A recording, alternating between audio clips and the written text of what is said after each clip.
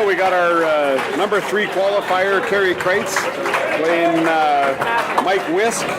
Mike had won his first match against Matt Schultz, 8 frames to 2. So that's how Mike Wist got here, and Karie based on his qualifying of 3rd. A little nerve there? Yeah, a little tentative with his first ball, and that's justifiable. It's big. When they introduced Karie as coming in with 450, Carrie's one of the few guys in the province that has actually 3 450s. Yep, that's a feat in itself. There's Lynn Howell, Bruce Mortar. They also have 3 in our province. And you? I have 3 as well. How many do you have, Greg? I have 1. 1? Yeah. I have 2. Yeah. And it's funny. It's when we speak of that. One of yours was at me. Yep. And yours was at TSN, wasn't it? It was, yeah. TSN provincial qualifying. Yeah. Cool. So Karie is our Western Canadian Bowling Tour president. So myself and Karie have kind of been the figureheads, if you will, kind of getting all this together with a lot of other helpers too, for sure. We have a great support group. You guys have a good support group, but that being said, we the bowlers have to realize that it's still incumbent upon ourselves also to try and promote this game. When we aren't playing and we're in other areas where we're playing in our own little houses and that, it's good to promote the game and get people interested. Our biggest advertising that we have is by voice. Mike looking to take the first. Bullseye for a 10. Karie gets the first frame gift. Yes, he does. And Carrie's not one to give a gift, because once he gets an advantage, Karie is just like a little badger. Well, right before this match started, Karie stepped in some water, so hopefully his shoe is dried out. All good. I think we got a new slider on now. A little thin there. Yeah. Mike just doesn't have the roll on the ball that he had in his last match, but I'm sure when you're sitting around a bit and stuff, you tighten up a little bit. You got to find that little groove. But he's been here now. He knows what to expect. Oh, for sure.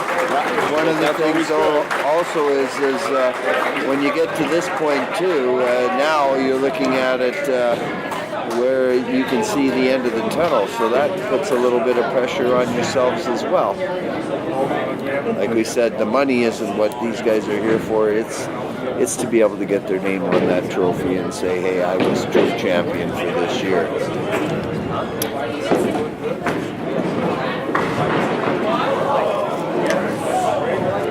Here's chop off.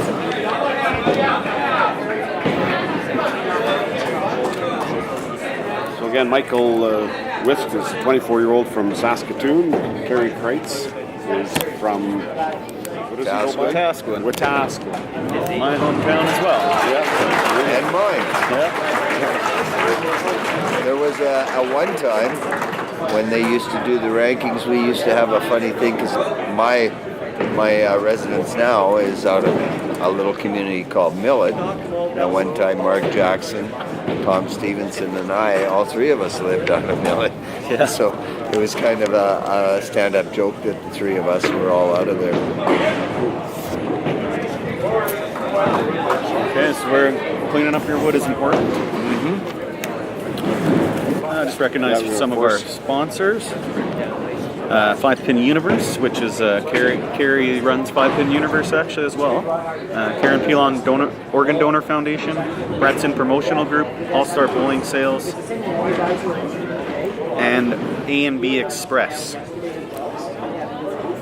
Some of our bowling centers on the tour: Heritage Lanes in Red Deer, Sherwood Bowl in Sherwood Park, Golden Mile in Regina, and the Heritage Traditional here at Heritage Lanes. What do people have to do to become a sponsor? They can contact us through our website, WCBtour.ca, or you can contact us on our Facebook page, or just reach out to myself, Mark Johnstone, or Karie Kreutz. Always looking for good sponsors. Any sponsor. Any types of sponsors. Yeah. Always looking for more. We want to improve this as much as we can. So sometimes we need a little funds to do so.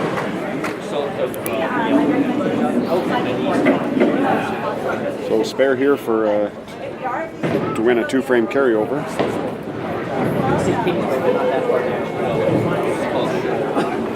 $15 to win a 2-frame carryover.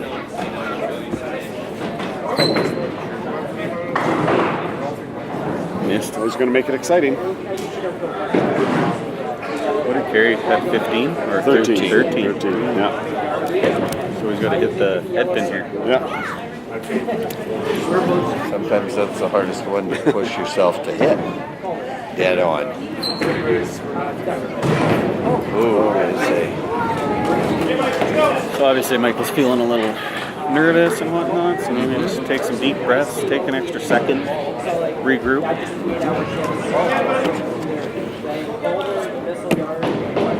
Yeah, you get you get a little pressure on you, you get a little fast, and you lose your tempo, and next thing you know, that head pin's awfully hard to hit. Mm-hmm. And you're really supposed to hit it. Especially when you're supposed to hit it. Yeah.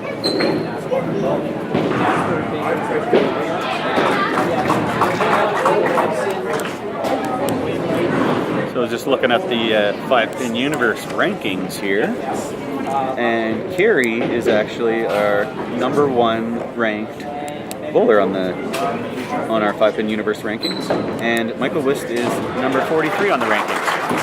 So the rankings are a 5-year running scale of all the tournaments within the 5-year period. Good spare there. That might calm his nerves a little bit. So Karie up in the 4th frame here.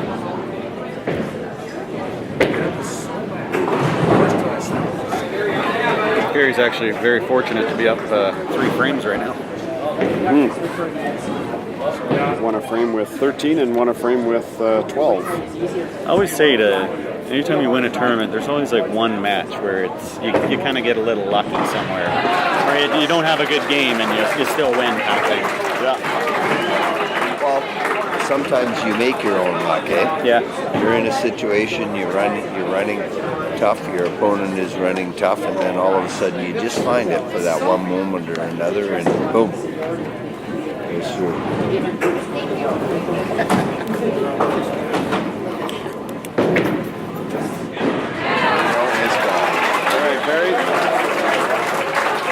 Nice shot for Karie. Just a little highlight from the tour this year. We had a perfect game thrown in Sherwood Park at the TPC. Eric Chose from Wetaskiwin, which I grew up with him, and Gino and Karie. He threw a perfect game worth $15,000. So that was a pretty exciting day there. Yeah, $15,000. That's a nice little reward for a perfect game. Actually, more than you'd win if you won the tournament. Yeah. Just so people know, probably see anywhere from, 6 to 10 perfect games in Canada a year, something like that. Yeah. It depends on the year, I guess. Yeah, it depends on the year. I think probably the most I've ever seen in 1 year was 9.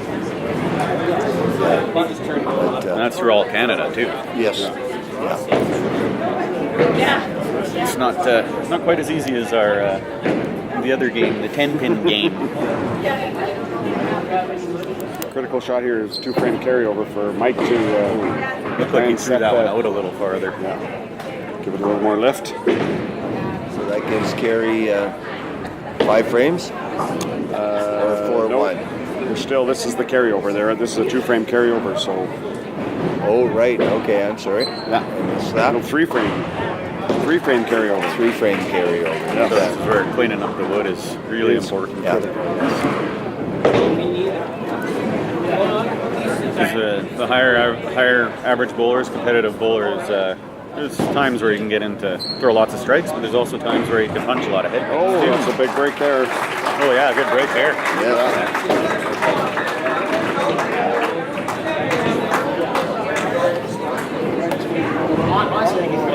Yeah. Just trying to figure out. So again, Karie looking for more than 15 in this frame to win 3 frames and $120. And more importantly, 6 frames in the match. Chop off. Ouch. I see this is a new shirt that Karie just got. Yeah. Normally, he's usually in the Alberta blue. Yeah, he has a blue one too. Yeah. I guess Sunday red on a Saturday. Top spare. Oh, 2 pin. So here we go. So Karie Another has keep to- in to get carry the carryover. Karie. He'll get it. We got some of Karie's family and friends in the audience today, so that's nice to see. Well, what's nice to see is there's a few gentlemen in there that are non-bowlers that realize that this sport means a lot to Karie, and being a friend, they're out here supporting one another. It's pretty cool. Yeah. Looks like our largest carryover of the day so far right now with the 4 frames of the tournament so far. Critical right now. Great ball. Shot, So Karie. I'd probably say Karie would be like Evan, kind of throwing the ball hard, but a natural. Yeah. And Karie probably has toned his ball just as Evan has as far as speed. They've toned it down. But like you say, they're both very reasonably tall gentlemen, fairly in good shape, athletic, and they use their body to their best ability, and they get the ball out there very quickly. Mike needs a strike here to carry on the match. And he does it. Nice shot. Probably his best ball he's thrown in the match as well. So Crucial shot there. He needed that strike to stay in the match. now we have a 5-frame carryover.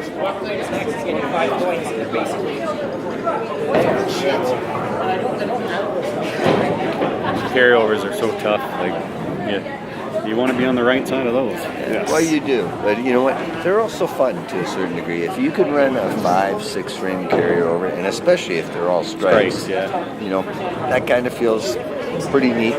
When you lose one of them, obviously you're dejected to a certain degree, but as long as you've thrown a decent ball and whatever happens, that it happens. Yeah, you can only control what you can do. That's exactly it.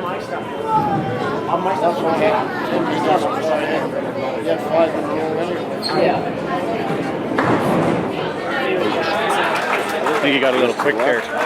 See, it doesn't normally squeak like that. So he's probably putting his heel in to slow down a little. Yeah, and for Mike, who's a very controlled player, to do that, he has to. So Mike's another one of these fellows who throw the ball fairly hard. He's at 47k an hour and doesn't look like he's throwing it hard. Yeah. So, There again, he's a strong young man. yeah. I would probably say average speed around 40, something like that. Yeah. Oh, yeah. About average, 40 kilometers. Karie's average speed is between 51 and 55. Yeah. And sometimes you can use the radar gun to your advantage a little bit, because you find if you throw a strike and then you throw a head pin, there can be some speed variances. Oh, without a doubt.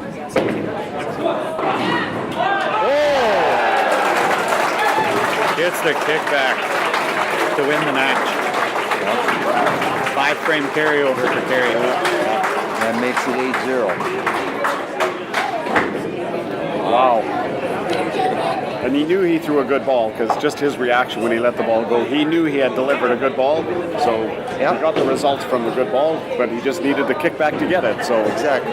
yeah. You know, some people would say that's fortunate, but technically it would have been unfortunate if he didn't get it because he had a good ball. Still threw a good ball. That's right.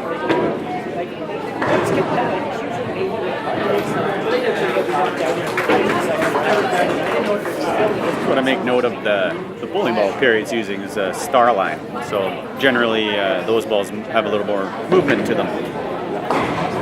lanes. In my opinion, it can be the ball runs a little straight at heritage lanes. So Karie has used his star line so he can get a little more movement on it. And Karie's one of the players. He knows how to adjust. Karie does adjust. Sometimes that can be a detriment to his game, but when he's on, he can pick it up very quickly, and he adjusts. Yeah, he can change quite lines. a bit. You bet. Changes lines, changes balls. He changes the rotation that he puts on the ball by changing his hand to different positions. That was nice and smooth there. Yeah. Didn't even hear it hit the lane. There, Wist on the board. Oh, we're playing for $40 a frame here, too.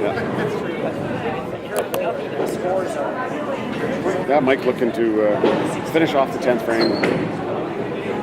And there again, he overthrew it. Yeah. You can see it as we watch from the side. I'm not sure if you guys got the same. Yeah, it looked like he threw it out there a little farther. So basically, that will just take the movement right off it. Exactly. As soon as it touches down, it starts gliding as opposed to have the rotation that he normally puts on it. Oh, he had a split? Yeah. Oh, I thought he had a drop off. Or no, a headpin, I mean. Sorry. Yeah, he had a headpin, but he was trying to spare that.